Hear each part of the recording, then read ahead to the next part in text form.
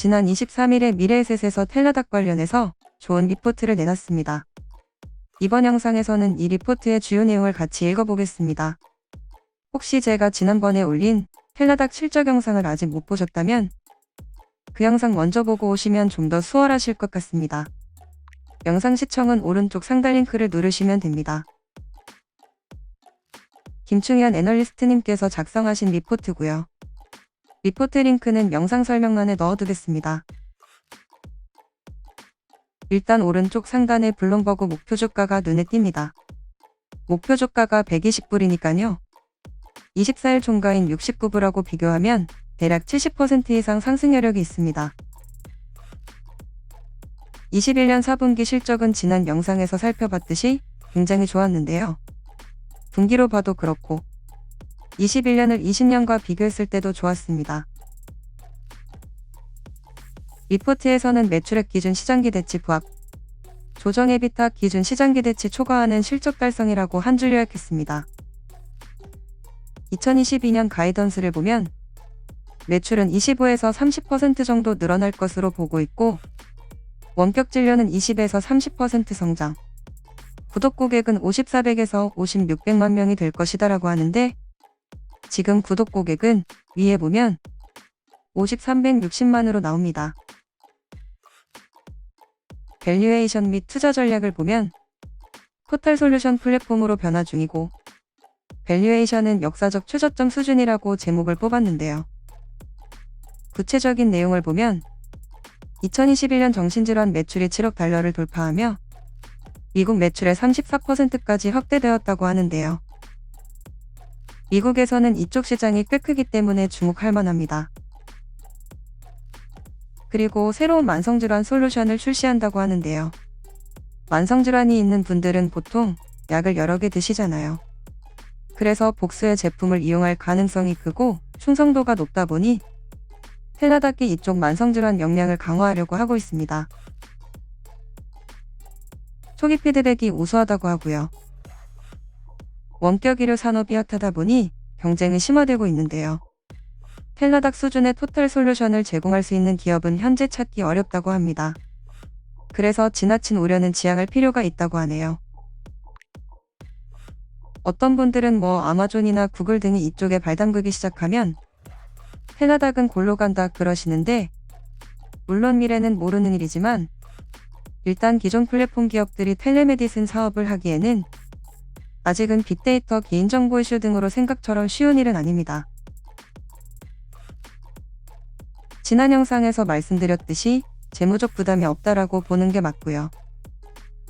현재 주가는 포워트 PSR로 3.9배 수준으로 피어 대비 저평가고 웬만한 성장주 배수보다 낮습니다. 애널리스트는 원격 의료의 센티가 좋지 않지만 장기 투자 관점에서 매력도는 여전히 긍정적이라고 평가하고 있습니다. 블룸버그 레이팅을 보면 매수 58%, 보유 42%고요. 쭉 내려가서 실적 전망표를 보면요. 오른쪽에 2021년 액추얼, 그리고 이어서 2022년, 23년 포캐스팅이 있습니다.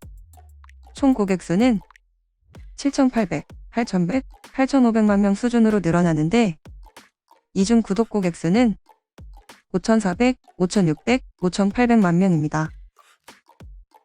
월 구독료도 올라가는데요.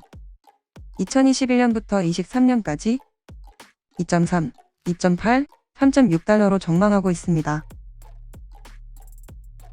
매출 성장률은 25% 선을 유지할 것으로 전망하고 있고 매출 총이익률은 67% 선 정도, 영업이익률은 점차 개선돼서 2023년에는 영업손실이 거의 나지 않을 것으로 보입니다.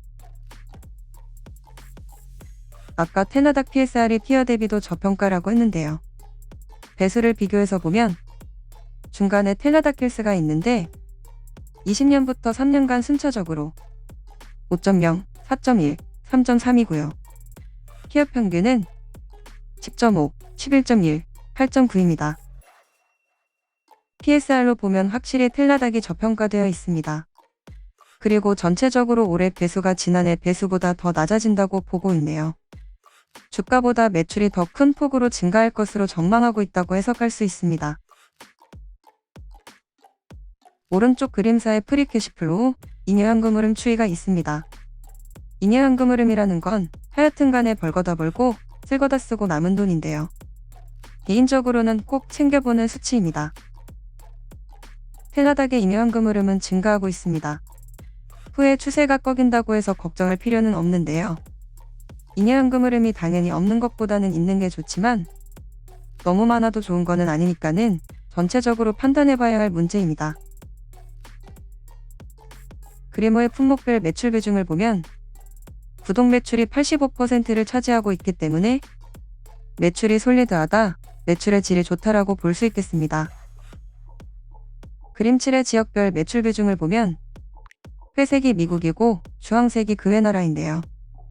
예전에 보니까 어떤 분이 이런 표를 언급하시면서 테나닥이 각종 로컬 규제 때문에 글로벌하게 뻗어나갈 수가 없다고 하시던데 이것은 잘못된 해석입니다. 미국 매출도 늘고 미국의 국가 매출도 늘고 있습니다. 그림 11의 원격 의료 추이도 빠르게 보면 코로나가 한참 창궐하던 시기에 비하면 원격 의료 수요가 많이 줄긴 했는데요. 저는 이 수요는 다시 늘어날 것이라고 봅니다. 제 개인적인 얘기를 해보자면 만약에 제가 한국에만 살았다면 한국이야 의료가 워낙 잘 돼 있으니까 원격 의료에 대한 니즈가 없었을 것 같은데요. 지금 해외에 살면서 병원을 다녀보니 정말 원격 의료를 이용하고 싶은 생각이 많이 듭니다.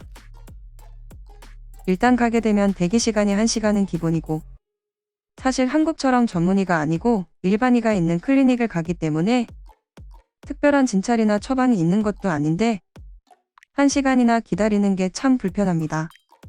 그리고 비쌉니다. 그림 11을 보면 서두에 말씀드렸다시피 정신건강 매출이 빠른 속도로 증가하는 것을 눈으로 확인할 수가 있습니다. 마지막으로 월구독료 추이를 보면 지금은 2.49까지 올라갔습니다. 그리고 2023년에는 3.6까지 보고 있다고 합니다. 저는 테나닥이 다른 성장주와 비교해서 세이퍼 벳, 그러니까 좀 더 안전한 베팅이라고 생각합니다. 왜냐면 첫 번째로 보셨다시피 굉장히 가시적인 성과나 전망들이 있기 때문이고 두 번째로 비즈니스 모델을 그나마 좀 더 이해하기 쉽기 때문입니다. 테나닥은 제 관심 종목 중 하나인데요. 저도 공부할 겸 종종 영상으로 다뤄보겠습니다. 이 영상이 마음에 드셨다면 구독과 좋아요 부탁드립니다. 감사합니다.